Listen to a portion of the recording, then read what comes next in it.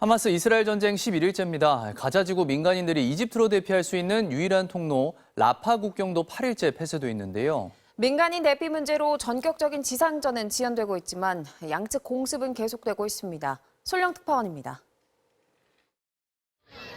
가자지구에서 이집트로 넘어가는 라파 국경. 굳게 닫힌 철문 앞에 인파들이 기약 없이 기다립니다.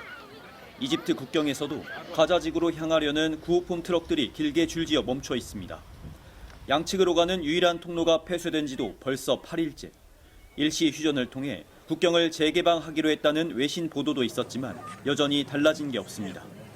이스라엘과 하마스 측 역시 휴전 합의는 없었다고 공식 부인했습니다. 유럽연합은 가자지구 민간인들을 위해 임시 숙소와 의약품 등 인도주의적 공수작전을 펼치겠다고 나섰습니다. We are launching an EU humanitarian air bridge to Gaza through Egypt. The first two flights will start this week. 이런 국제사회의 중재 움직임에도 양측의 공격은 그치지 않았습니다. 이스라엘이 민간인 대피 문제를 두고 지상전 시기를 저울질하는 가운데 하마스 측의 반격이 이어졌습니다. 민간인 밀집 지역인 예루살렘과 텔아비브 쪽으로 미사일을 발사했고 공습 경보로 시민들은 모두 방공호로 대피했습니다. 이스라엘 측도 이란 병력이 국경 지역으로 이동하고 있는 것으로 알려진 시리아 수도 다마스쿠스를 공습했습니다. 연대의 뜻을 밝히며 이스라엘을 방문하겠다는 우크라이나 젤렌스키 대통령의 제안도 거부한 것으로 전해졌습니다. 이런 가운데 내부에서는 아랍과 유대인이 합심해 지역 주민들을 보호하는 시민 경비대가 조직됐고 방공호를 청소하거나 실종자를 찾아주는 자원봉사 활동도 이어지고 있습니다. 파리에서 MBC 뉴스 손령입니다. 정부가 이르면 이번 주 의대 정원을 1,000명 이상 늘리는 방안을 발표할 것으로 알려졌습니다. 의사단체들은 강력히 반발하면서 오늘 긴급회의를 열기로 했습니다. 박솔립 기자입니다. 3,058명. 지난 2006년 이후 18년째 동결된 의과대학 신입생 정원입니다. 정부가 이르면 오는 19일 의대 정원 확대 계획을 발표할 것으로 알려졌습니다. 윤석열 대통령이 직접 발표하는 방안까지 검토하는 것으로 전해졌습니다. 늘어나는 의대 정원은 최소 1,000명, 전국 40개 의대에서 정원을 각각 80명에서 120명씩 늘리는 안이 유력해 보입니다. 이 안대로라면 현재 고등학교 2학년이 대학에 들어가는 시기에 적용됩니다. 핵심은 25년 입시 의대 정원이 늘어날 수 있도록 저희가 준비를 해 나가도록 하겠습니다. 2021년 기준 우리나라 인구 10만 명당 의대 졸업생은 7.3명, OECD 평균인 14명의 절반 수준입니다. 인구 1,000명당 임상의사 수도 2.6명에 그쳐 OECD 평균의 70% 수준입니다. 이를 해소할 방법은 당장 의사 수를 늘릴 수밖에 없다는 게 정부의 판단입니다. 그 과정에서 교육부 산하인 전국 17개 국립대병원을 복지부로 넘겨 규제를 완화하는 안도 검토되고 있습니다. 의료계 반발을 고려해 필수 의료의 경우 병원에 지급하는 수가를 올리는 내용도 포함될 것으로 보입니다. 의료계는 거세게 반발하고 있습니다. 대한의사협회 측은 단순히 의대 정원만 늘리려는 정치적 발상은 의료를 망가뜨릴 것이라고 주장했습니다. 또 16개 시도 의사회장 등이 모인 긴급 의료계 대표자 회의를 열어 대응책을 논의하겠다고 밝혔습니다.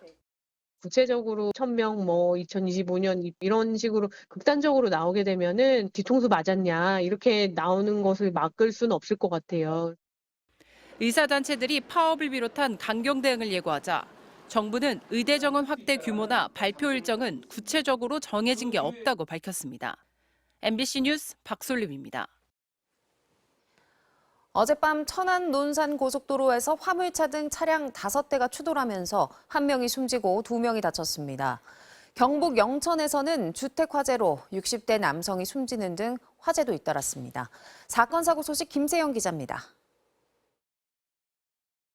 차량 한 대가 바퀴와 번호판만 남긴 채 형체를 알아볼 수 없을 정도로 찌그러졌습니다. 그 옆에 멈춰선 화물차도 앞부분이 눌리고 유리창은 산산조각났습니다. 어젯밤 9시쯤 천안 논산고속도로 정안휴게소 인근에서 화물차 4대와 카니발 차량 1대 등 차량 5대가 잇따라 부딪혔습니다. 이 사고로 카니발 차량에 타고 있던 59살 여성이 숨졌고 화물차 운전자 등 2명이 다쳤습니다. 또 사고 수습 과정에서 주변 구간에 2시간가량 정체가 빚어졌습니다.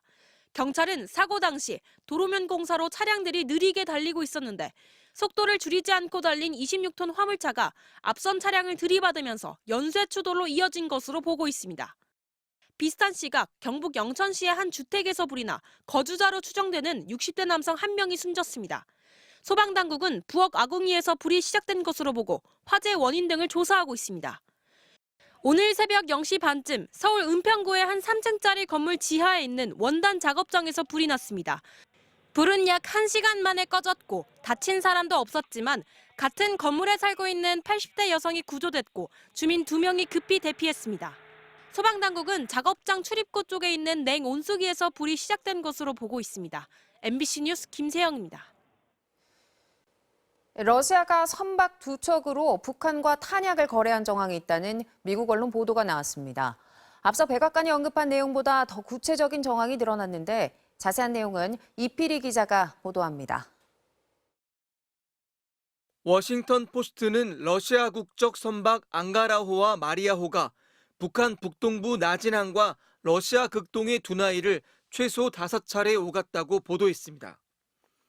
시기는 북러 정상회담이 열리기 한 달 전인 지난 8월 중순부터 백악관이 무기 거래 정황을 공개한 이달 14일까지입니다. 워싱턴 포스트는 영국 왕립합동군사연구소의 위성사진 분석 자료를 인용해 보도했는데 러시아로 배송된 수백 개의 컨테이너에는 북한의 탄약 등 전쟁 물자가 포함된 것으로 보인다고 전했습니다. 실제로 선박이 오고 가기 시작할 즈음부터 우크라이나 국경 근처의 러시아 탄약 창고에는 저장용 구덩이가 빠르게 늘어났고 최근엔 그 구덩이들이 탄약 상자로 채워졌다는 겁니다. 신문은 또 러시아의 두 선박이 나진과 두나이를 오가면서 선박 자동 식별 장치를 꺼 추적을 피했다고도 보도했습니다. 앞서 존 커비 백악관 국가안보회의 전략소통조정관은 지난 13일 브리핑에서 북한이 1,000개가 넘는 컨테이너 분량의 군사장비와 탄약을 러시아에 제공했다고 공개했습니다. 김정은 북한 국무위원장은 지난 7월 말 쇼이구 러시아 국방장관을 만났고 지난달 중순에는 푸틴 러시아 대통령과 정상회담을 가졌습니다. 8월 중순부터 탄약이 제공됐다면 쇼이구 장관의 방북 이후 무기 제공 합의가 이뤄졌고 9월의 북러 정상회담은 북한이 받아갈 반대급부를 논의하는 자리였을 거란 분석이 가능합니다. 두 나라의 무기 거래가 사실이라면 북한의 무기와 관련 물자 수출을 금지한 안보리 결의 위반에 해당합니다. MBC 뉴스 이필입니다. 검찰이 이재명 대표를 백현동 사건과 관련해 기소한 지 나흘 만에 이번에는 위증교사 혐의로 또 재판에 넘겼습니다. 검찰은 위증교사 혐의는 묶을 이유가 없어 따로 기소했다는 입장이지만 민주당은 억지 쪼개기 기소라고 반발했습니다. 신재훈 기자입니다. 검찰이 백현동 의혹 기소 나흘 만에 더불어민주당 이재명 대표를 또 기소했습니다. 윤석열 정부 들어 4번째 기소로 이번엔 위증교사 혐의입니다. 지난 2002년 변호사였던 이 대표는 방송사 취재를 돕다 PD의 검사 사칭을 공모한 혐의로 기소돼 벌금형이 확정됐습니다. 이후 2018년 경기도지사 후보 토론회에서 이 사건을 두고 누명을 썼다고 말했다가 다시 허위사실 공표로 재판을 받게 됐습니다. 검찰은 2018년 12월 말 이 대표가 이 재판의 핵심 증인에게 여러 차례 전화해 허위 증언을 요구한 것으로 보았습니다.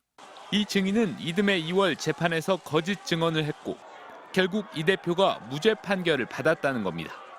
나흘 만에 추가 기소를 두고 민주당은 추잡한 쪼개기 기소라고 반발했습니다. 수사의 정당성이 없으니 쪼개기 기소로 어떻게든 무죄만은 막아보려고 법원에 때를 쓰는 정치 검찰의 비겁한 행태가 안쓰럽기까지 합니다. 검찰은 위증교사 혐의는 백현동 등 개발비리 의혹처럼 함께 묶어 재판받을 필요가 없어 따로 처리했을 뿐이라는 입장입니다. 법원이 검찰 요청대로 개발비리 의혹을 묶어 재판한다 해도 이 대표는 최소 3개의 재판을 동시에 받아야 합니다. 국회 대신 법원의 갈 날이 늘어나는 건데 벌써부터 차질이 빚어지고 있습니다. 이 대표는 지난주 공직선거법 재판에 불출석해 재판부의 지적을 받았고 이번 주에만 2차례 대장동 의혹 재판에 나와야 합니다. 쌍방울 대북 송금 의혹 사건은 수원지검이 보강 수사할 예정인데 만약 또 기소되면 수원지방법원까지 출석해야 될 수도 있습니다. MBC 뉴스 신재용입니다.